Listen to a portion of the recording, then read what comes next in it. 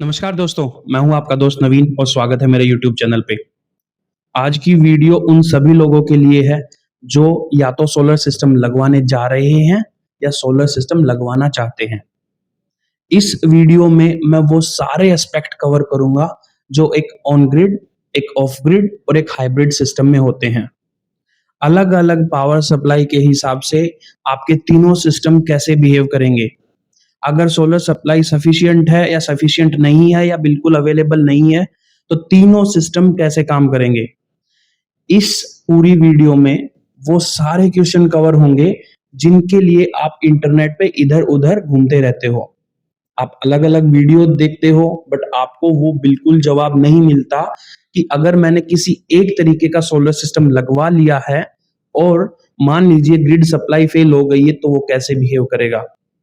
अगर solar power partially available है, वो इतनी सफिशिएंट नहीं है कि आपके घर का लोड चला पाए, तो मेरे अलग-अलग टाइप के सिस्टम कैसे बिहेव करेंगे। ये सारी चीज़ें मैं इस वीडियो में कवर करने जा रहा हूँ। तो ये अकेली वीडियो आपके बहुत सारे क्वेश्चन्स के आंसर दे देगी। इस वीडियो के अंत में मैं आपको पर्सनल एडवाइस भी दूँगा हाइब्रिड इन्वर्टर के ऊपर।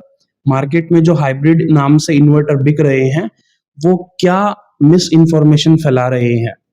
किस तरीके का इन्वर्टर हाइब्रिड होता है और जो हाइब्रिड वर्ड इन्वर्टर के साथ अटैच किया जाता है, उसके अलग-अलग क्या मतलब हैं।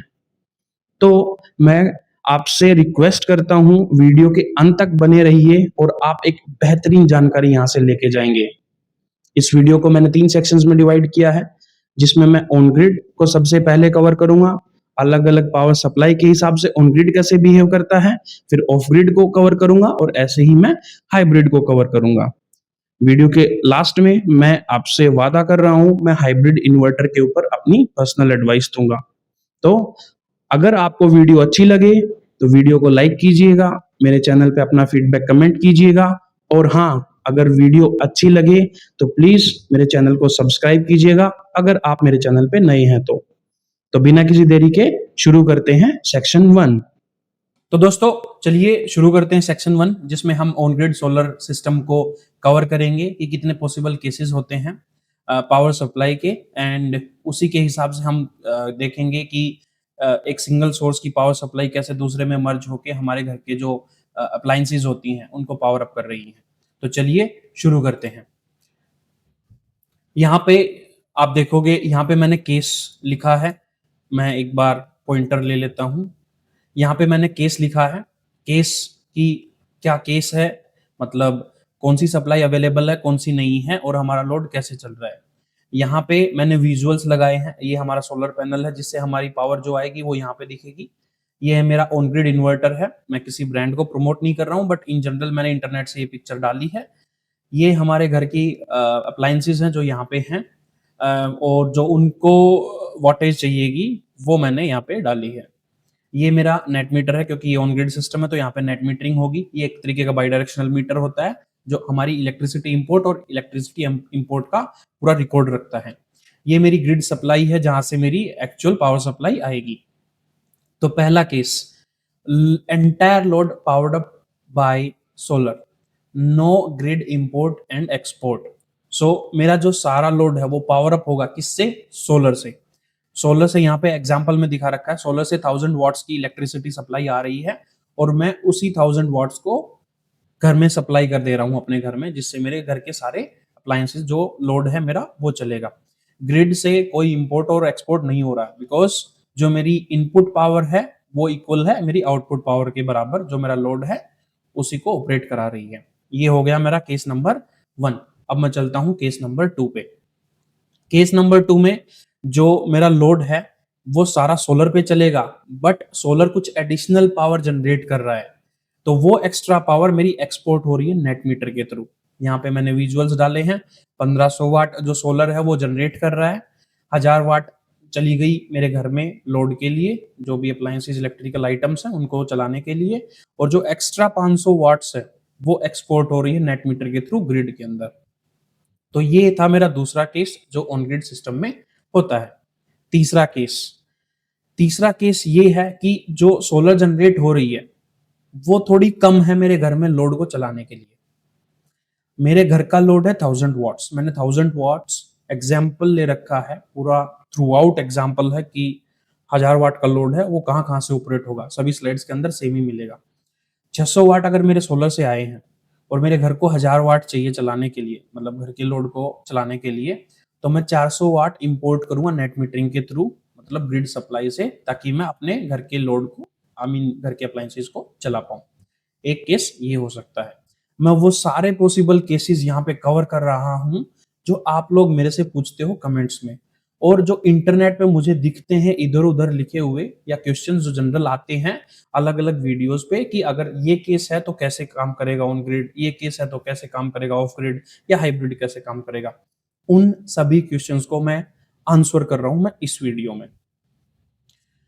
केस नंबर 4, यहाँ पे सोलर पावर अवेलेबल नहीं है नाइट टाइम में, तो कैसे काम होगा? तो इस केस में हम ग्रिड से इंपोर्ट करेंगे, ग्रिड से इंपोर्ट करेंगे 1000 वाट, उस 1000 वाट से मैं घर के अप्लायंसेस को चला पाऊंगा। मैंने बता दिया सोलर पावर है इक्वल टू लोड, तो सोलर पावर जाएगी मेरे घर पे, solar as a first priority.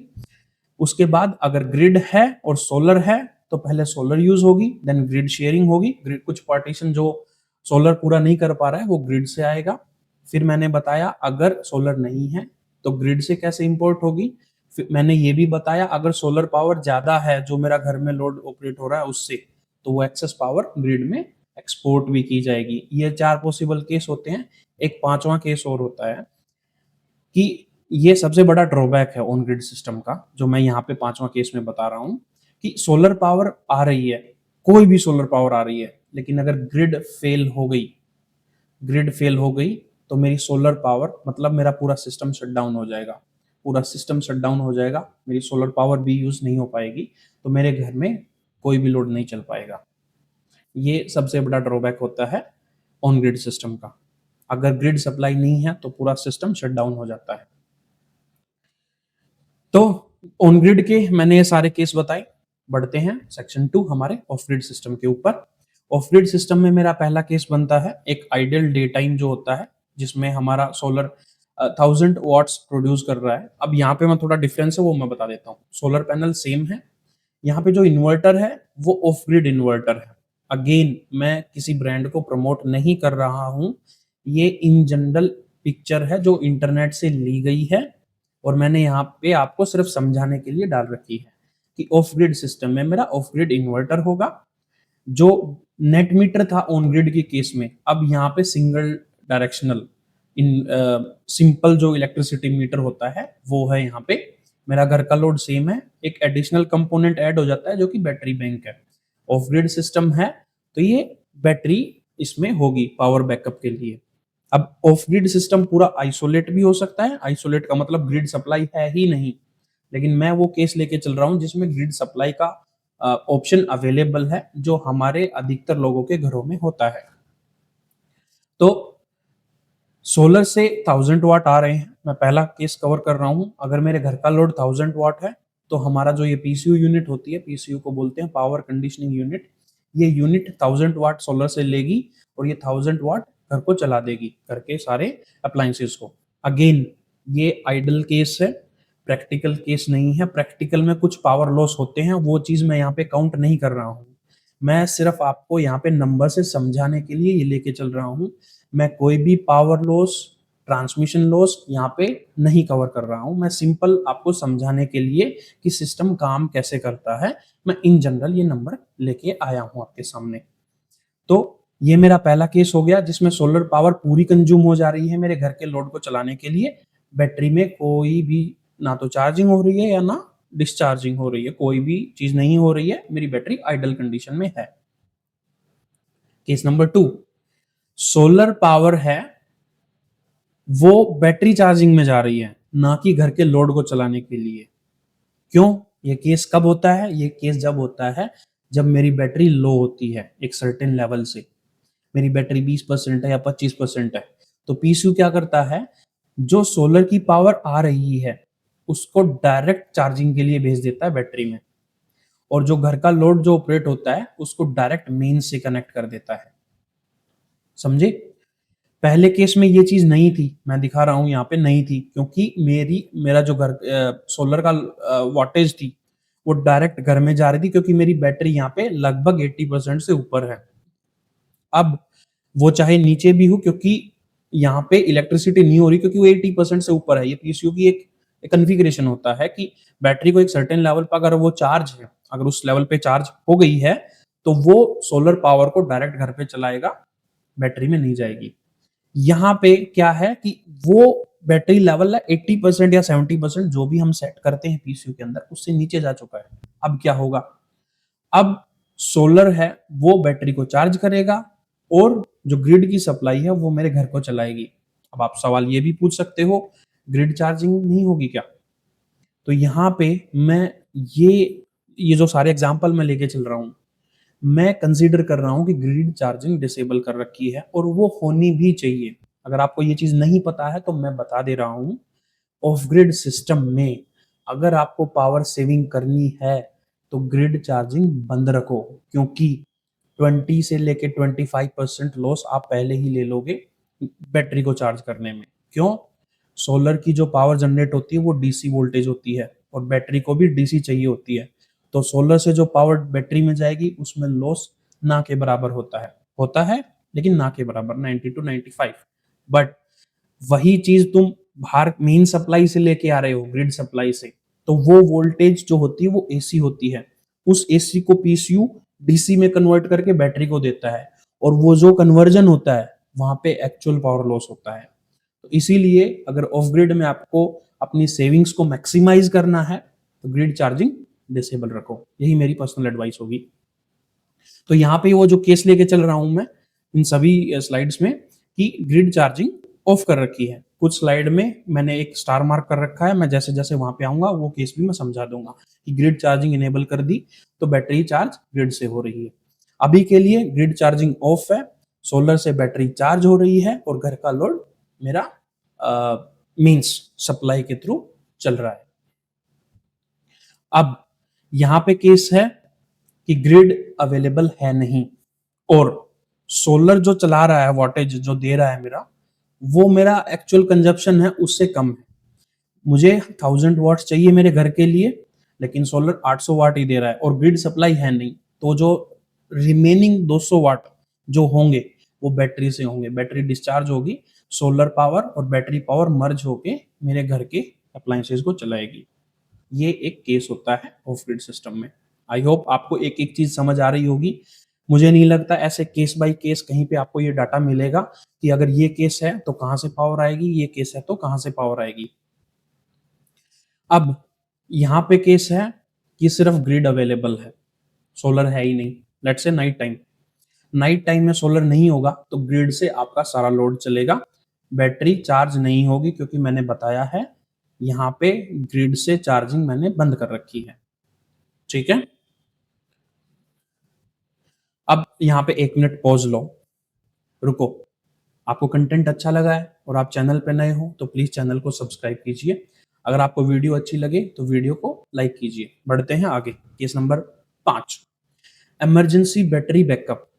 यहाँ पे क्या है कि आपकी सोलर सप्लाई भी नहीं है, ये केस हो गया, ग्रिड भी नहीं है। अब कैसे चलेगा काम? अब काम चलेगा बैटरी से। बैटरी से 1000 वाट आएंगे और आपके घर के लोड को चलाएंगे।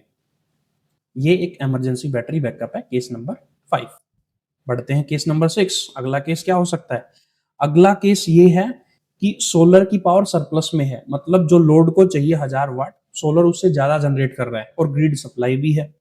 तो क्या होगा इस केस में? सोलर के जो 1500 वाट आ रहे हैं, इस एग्जांपल में जो मैंने लिखा है, 1000 वाट्स तो मेरे घर के लिए चले गए, 500 वाट बैटरी चार्ज हो रही है, ग्रिड आइडल मोड में है, ग्रिड से कोई सप्लाई इंपोर्ट नहीं हो रही है। ये केस हो गया 6 नंबर। बढ़ते हैं आगे, केस नंबर 7। यहाँ पे स्टार मार्क लगा रखा मैंने, ग्रिड चार्जेस द बैटरी। मैंने बताया, मैंने सेटिंग ऑन कर दी। मान लीजिए मेरे घर में मेरे लोकेशन पे थंडर स्टॉर्म है या कुछ ऐसी और कंडीशन है कि सोलर चार्जिंग अवेलेबल नहीं होगी कुछ दिनों तक, थंडर स्टॉर्म है या कोई आंधी तूफान है या कोई भी XYZ इशू है कि सोलर पावर अब नहीं आएगी, बादल हैं या कुछ भी है, तो मुझे अपना एज अ सेफ साइड मुझे ग्रिड से बैटरी को चार्ज करना है। मैं उस सेटिंग को ऑन करूंगा पीसीयू के अंदर, तो सोलर अवेलेबल नहीं है, तो जो 1000 वाट का लोड मेरे घर को चलाने के लिए चाहिएगा वो पावर प्लस जो बैटरी को चार्ज करने के लिए पावर चाहिए होती है वो मेरी ग्रिड से आएगी। तो 1300 वाट्स ग्रिड से इंपोर्ट करूंगा, जिसमें से 1000 वाट्स मेरे घर के अप्लायंसेस को चलाने के लिए चाहिएगा और 300 वाट बैटरी चार्जिंग। अब ये 300 वाट इन जनरल लिखा है, इन्वर्टर में एम्प सेटिंग भी होती है। M means amp hour, battery को किस एम्पियर से आपको चार्ज करना है, 15 एम्पियर, 20 एम्पियर, 30 एम्पियर, 40 एम्पियर, वो सेटिंग आप करोगे उसके हिसाब से वाटेज आएगी। मैंने सिर्फ समझाने के लिए 300 वाट लिखा है, बाकी कोई मकसद नहीं था मेरे को ये दिखाने का कि बैटरी 300 वाट से ही चार्ज होती है। तो यहाँ पे समझ गए होंगे ये केस, अगर मैंने ग्रिड चार्जिंग इनेबल कर दी है तो पावर कैसे फ्लो करती है मेन से घर में और बैटरी चार्जिंग में। केस नंबर 8, ब्लैकआउट, आपकी कोई सप्लाई नहीं है। अभी तक क्या हो रहा था कि मेरी ग्रिड भी बंद है, सोलर भी बंद है, और जो मेरी बैटरी है वो पावर सप्लाई दे रही थी पूरे घर के अप्लायंसेस को। बट एक कंडीशन आ गई कि ग्रिड फेलियर हो गया, सोलर भी नहीं है रात के टाइम और बैटरी भी फुल डिस्चार्ज हो चुकी है। अब क्या होगा? ब्लैकआउट होगा, सब कुछ अंधेरा, सारे अप्लायंसेस आपके रुक जाएंगे। तो ये केस होता है ऑफ ग्रिड सिस्टम में। आई होप आपको सभी केसेस समझ आ गए होंगे। मैंने सारे पॉसिबल केसेस लिखे हैं यहाँ पे जो हमारे ऑफ ग्रिड सिस्टम में होते हैं। हाँ, कुछ सेटिंग्स होती हैं ऑफ ग्रिड पीसीयू के अंदर भी कि आपको लोड किसी सर्टेन लेवल तक बैटरी पे चलाना है, उसके बाद ग्रिड पे चलाना है, वो केस बाय केस होता है। मैंने इन जनरल जो अक्रॉस ऑल इन्वर्टर्स जो कॉमन सेटिंग्स होती हैं वो केस मैंने यहाँ पे लगाए हैं। तो ये था ऑफ ग्रिड के ऑफ ग्रिड सिस्टम के बारे में। बढ़ते हैं सेक्शन नंबर 3 हाइब्रिड सिस्टम के ऊपर। यहाँ पे भी हम सारे केसेस कवर करते हैं कि क्या क्या केसेस हो सकते हैं। सेम अगर आप यहाँ पे डेमोन्स्ट्रेशन की बात करेंगे तो सेम सोलर पैनल्स हैं। यहाँ पे मैंने इन्वर्टर चेंज कर दिया है, ये एक हाइब्रिड इन्वर्टर है, ठीक है, कोई ब्रांडिंग नहीं है, ना ही मैं किसी को प्रमोट कर रहा हूँ, अच्छी बात है। यहाँ पे नेट मीटर है क्योंकि हाइब्रिड है, तो on grid plus battery bank मैंने एडिशनल अटैच कर दिया, बाकी सारी चीजें सेम है। पहला केस कि मेरी सोलर पावर उतनी ही है जिससे मेरे घर का लोड चल सके, तो सोलर से 1000 वाट्स आए, 1000 वाट से मेरा घर के जो अप्लायंसेस है वो चल गए। ग्रिड में ना कोई इंपोर्ट, ना कोई एक्सपोर्ट, ना ही बैटरी में कोई चार्जिंग या डिस्चार्जिंग हो रही है। ये हो गया मेरा पहला केस। बढ़ते हैं केस नंबर 2 की तरफ, जिसमें लोड जो पावर होगा, मतलब लोड जो चलेगा वो मेरी सोलर से भी चलेगा, ग्रिड से भी चलेगा। वो सिनेरियो कब आता है? जब मेरे घर के लोड जो पावर कंजप्शन है, सोलर उतनी पावर जनरेट नहीं कर रहा, उससे कम कर रहा है, तो हाइब्रिड इन्वर्टर क्या करता है? ग्रिड शेयरिंग कर देता है। ध्यान से सुनना ये वर्ड, ग्रिड शेयरिंग कर देता है, सोलर की पावर को ग्रिड की पावर से मर्ज कर दे रहा है। ये चीज ऑफ ग्रिड में नहीं थी, मैं फिर से बोल रहा हूँ, ये ऑफ ग्रिड में नहीं थी, ये हाइब्रिड में है या सिर्फ ऑन ग्रिड में है, जिसमें आपका हाई फ्रीक्वेंसी इन्वर्टर आपकी ग्रिड सप्लाई को सोलर की सप्लाई से मर्ज करके आपके घर के अप्लायंसेस को रन कराता है। तो इस केस में अगर सोलर से 500 वाट एज एन एग्जांपल आ रही है और मुझे 1000 वाट्स चाहिए घर की चीजों को चलाने के लिए, तो 500 वाट नेट मीटर के थ्रू आएगी, ग्रिड इंपोर्ट होगा, आई मीन इलेक्ट्रिसिटी इंपोर्ट होगी। ये हो गया केस नंबर 2। केस नंबर 3, जिसमें लोड जो होता है वो सोलर प्लस बैटरी से चलता है। अब ये सेटिंग भी होती है कि आपको सर्टेन लेवल तक बैटरी है तब तक बैटरी से ही चले, उसके बाद ग्रिड से आ जाए। बट ये केस जो मैंने लिखा है, ये केस है कि ग्रिड है ही नहीं, आपकी ग्रिड सप्लाई फेल है, आई मीन बंद है, सोलर इतना सफिशिएंट नहीं है कि आपके घर के लोड को चला पाए। उस केस में क्या होगा? उस केस में जो रिमेनिंग पावर जो रिक्वायर्ड है वो आपकी बैटरी से डिस्चार्ज होगी, दोनों पावर मर्ज होके आपके घर की अप्लायंसेस को चलाएंगे। Case number 3। अब बढ़ते हैं केस नंबर 4। यहां पे load powered up bye grid in night, grid priority, यहां पे मैंने स्टार लगाया है, इसका मतलब समझाता हूं। एक कंडीशन ऐसी हो सकती है मैं अपने हाइब्रिड इन्वर्टर में कि जो बैटरी है अप टू सर्टेन लेवल, वो एक वोल्टेज लेवल होता है, मैं परसेंटेज में बात करता हूं। बैटरी अगर 80% तक चार्ज है तो लोड को बैटरी से ही चलाया जाए, ठीक है, वो 80 या 80 से अबव कुछ भी परसेंटेज है, 90, 100, तो और जैसे ही बैटरी 50% पे आ जाए, 50% में कोई वोल्टेज को रेफर कर रहा हूं यहाँ पे, मैं कोई पॉइंट नहीं बता सकता, हर बैटरी बैंक के लिए अलग अलग होता है। एक 50% कैपेसिटी पे आ जाए तो डायरेक्ट लोड ग्रिड पे स्विच हो जाए, ना कि बैटरी पे। मैं फिर से रिपीट करता हूं, अगर रात में सोलर अवेलेबल नहीं है और ग्रिड सप्लाई भी है और बैटरी की भी अवेलेबल है, बैटरी फुल चार्ज है लेट्स से, तो लोड हमारा बैटरी से चलेगा जब तक बैटरी 50% खाली नहीं हो जाती। जैसे ही 50% खाली हुई, ग्रिड से इलेक्ट्रिसिटी इंपोर्ट होना स्टार्ट हो जाएगी। ये एक सेटिंग होती है हाइब्रिड इन्वर्टर में, लगभग सभी हाइब्रिड इन्वर्टर में ये सेटिंग होती है। अब यहाँ पे केस लगाया है मैंने ग्रिड प्रायोरिटी का। अभी जो मैं बता रहा था वो बैटरी प्रायोरिटी थी, ये ग्रिड प्रायोरिटी कि सोलर अवेलेबल नहीं है तो डायरेक्ट ग्रिड से इंपोर्ट करो, बैटरी को छुओ ही मत, बैटरी से कोई पावर ड्रेन मत करो। तो जो सारा लोड चल रहा है वो डायरेक्ट ग्रिड से इंपोर्ट होगा, बैटरी आइडल केस में रहेगी, ना तो चार्ज ना डिस्चार्ज। बढ़ते हैं अगले केस नंबर 5, जिसमें मैंने बताया बैटरी प्रायोरिटी, जो चीज मैंने एक्सप्लेन की थी कि रात में अगर सोलर अवेलेबल नहीं है या दिन में भी किसी रीजन से सोलर अवेलेबल नहीं है, discharging of the battery up to a certain level and switches to case number 6। ये इसका मतलब यही है कि 50% तक डिस्चार्ज होगी, 1000 वाट चलते जाएंगे, 50% तक डिस्चार्ज होगी। जैसे ही 50% का पॉइंट आया, वो केस नंबर 6 पे चली जाएगी। ये केस नंबर 5 है, केस नंबर 6। बढ़ते हैं केस नंबर 6, वो क्या चीज है। जैसे ही मैं केस नंबर 6 पे आया तो बैटरी से पावर जानी बंद हो जाएगी और ग्रिड से पावर जानी स्टार्ट हो जाएगी। ये वही चीज है जो मैं समझा रहा था अभी आपको। बैटरी एक सर्टेन लेवल तक डिस्चार्ज होगी, मैंने एग्जांपल में 50% लिया है।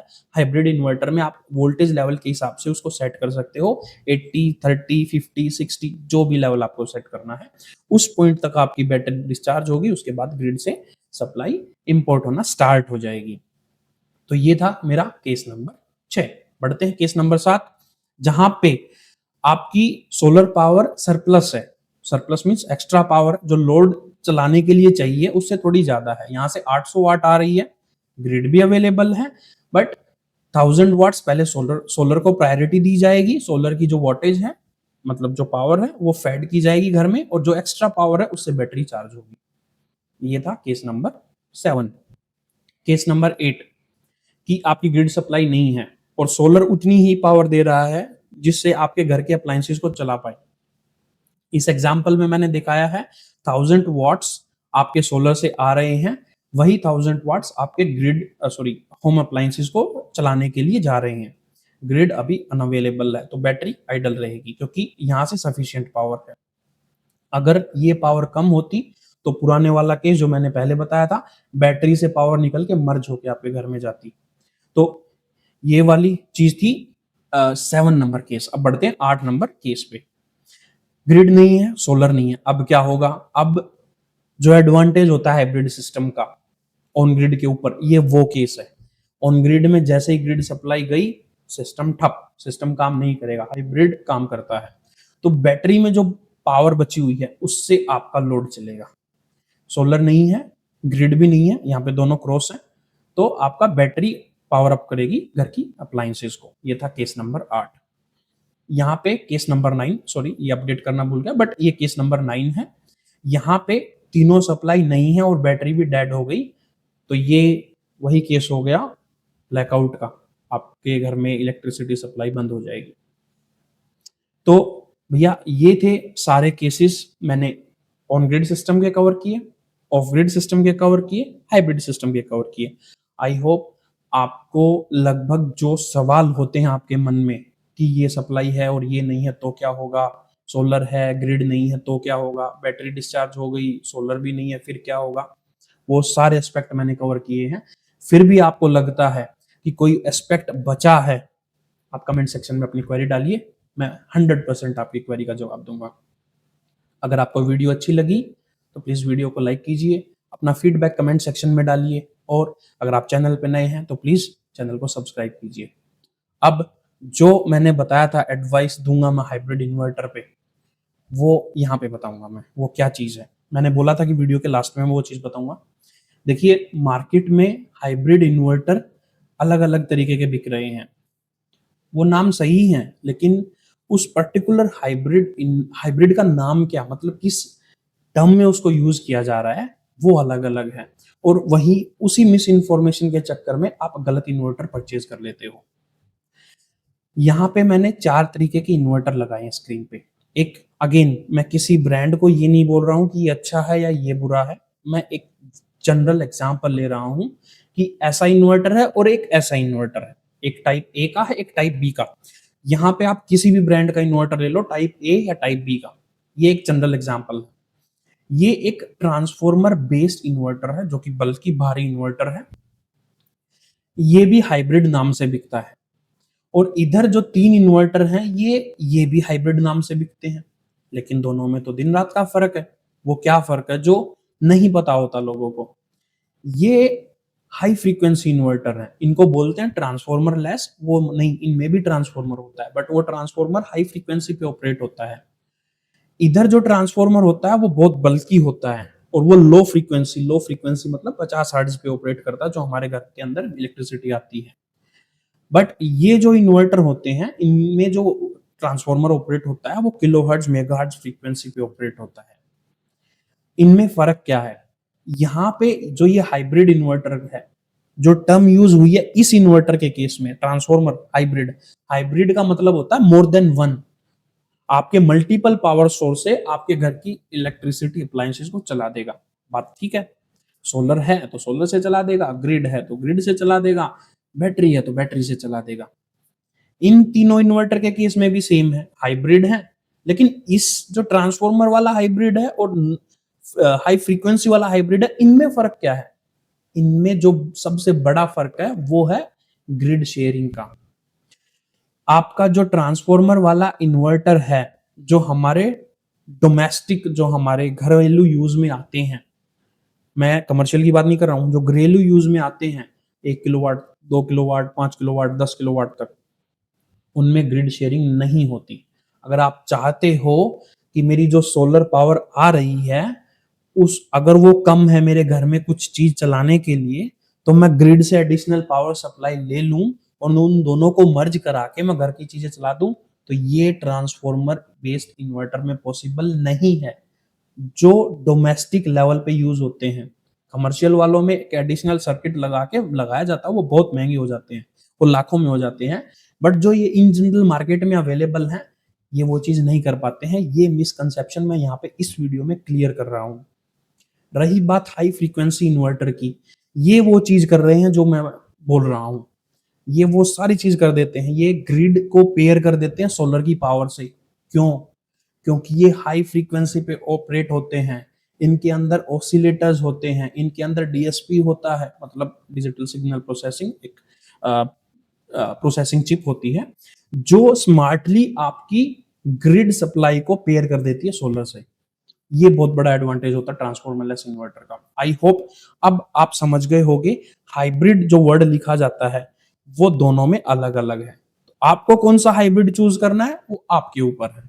तो ये वो थी पर्सनल एडवाइस जो मैं देना चाहता था हाइब्रिड इन्वर्टर के ऊपर, जो मिसकंसेप्शन लोगों को होता है और जो मेरे से कमेंट्स में पूछते हैं हाइब्रिड इन्वर्टर के बारे में, वो चीज मैंने यहाँ पे क्लियर कर दी है।